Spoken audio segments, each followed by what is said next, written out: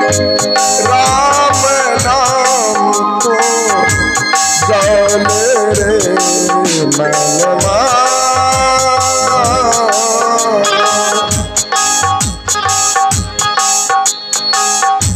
सुमरन कर ले सीतापति का सुमरन कर ले सीतापति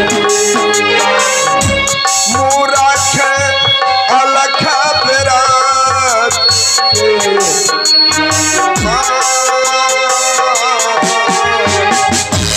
राम नाम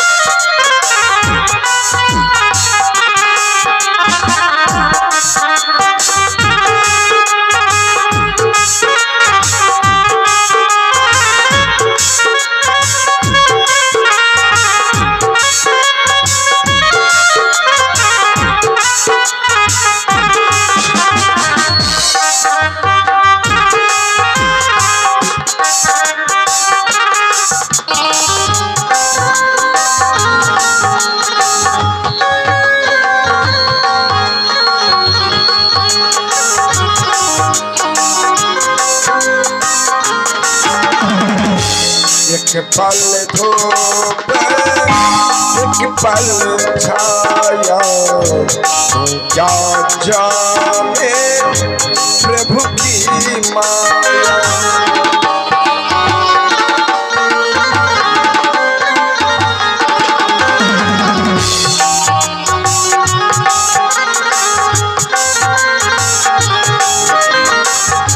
एक पल धूप एक पल छाया क्या जाने प्रभु की माया क्या जाने प्रभु की माया क्या जाने प्रभु की माया पूरा के अलग जगाए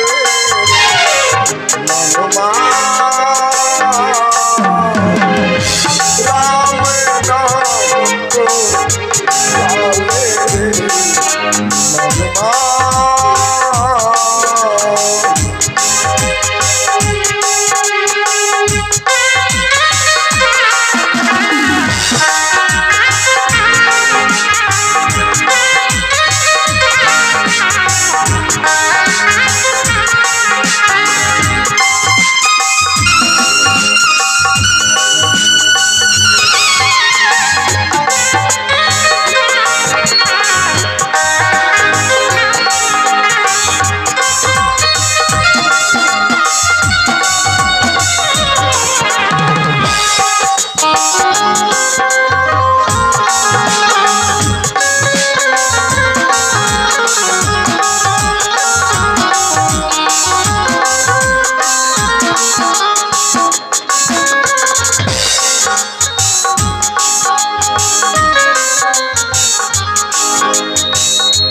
तो क्या गाने प्रभु की माया तो क्या जाने प्रभु की माया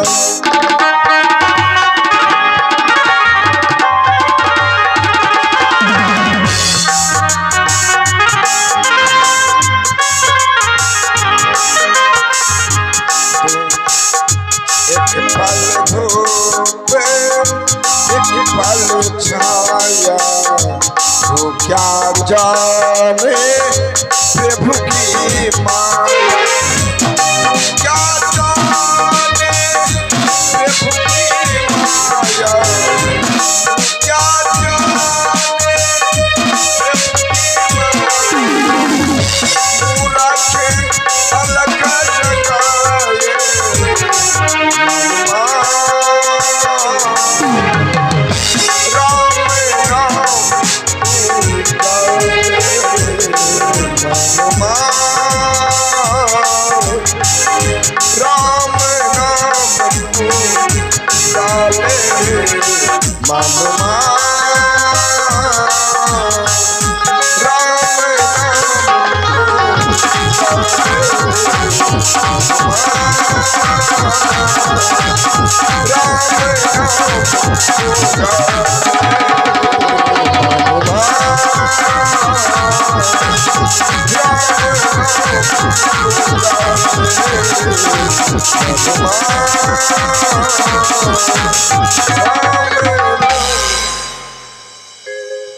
भगवान,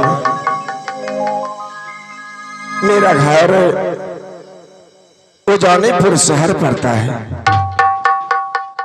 और मेरा नाम गरीबदास है।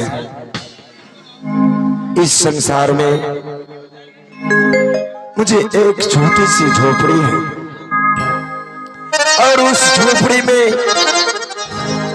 मैं और मेरी एक बेटी रहती है जिसका के नाम फूला कुमारी है।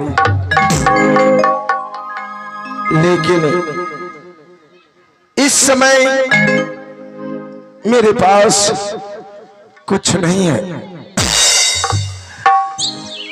सुबह भिक्षा मांग करके लाता हूं तो शाम में भोजन करता हूं, नहीं तो दोनों बाप बेटी भूखी रह जाता हूं।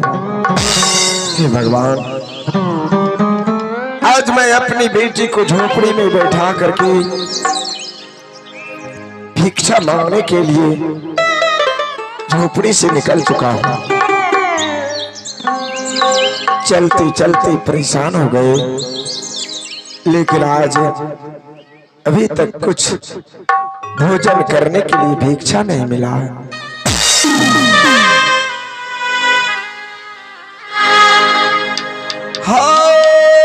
हमारा के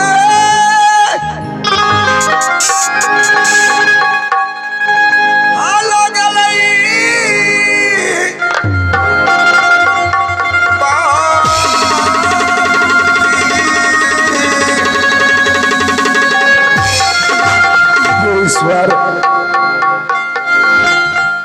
अगर आज भोजन करने के लिए भिक्षा नहीं मिलेगा, बेटी इंतजार करके भूखे सो जाएंगे।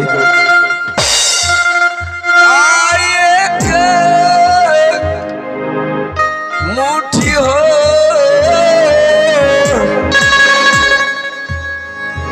भोजन हो बाबूजी,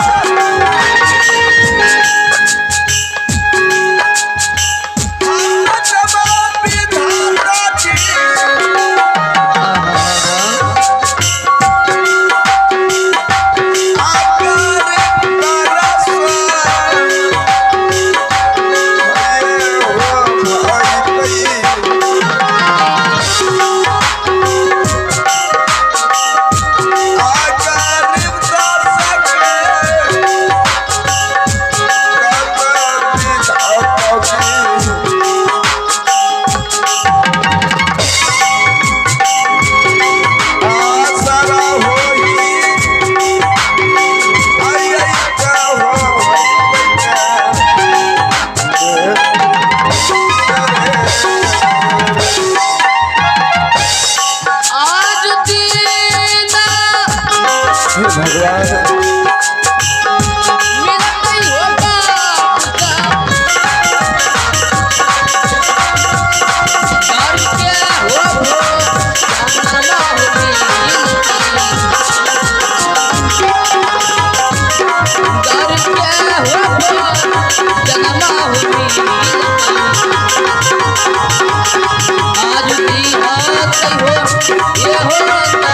होगी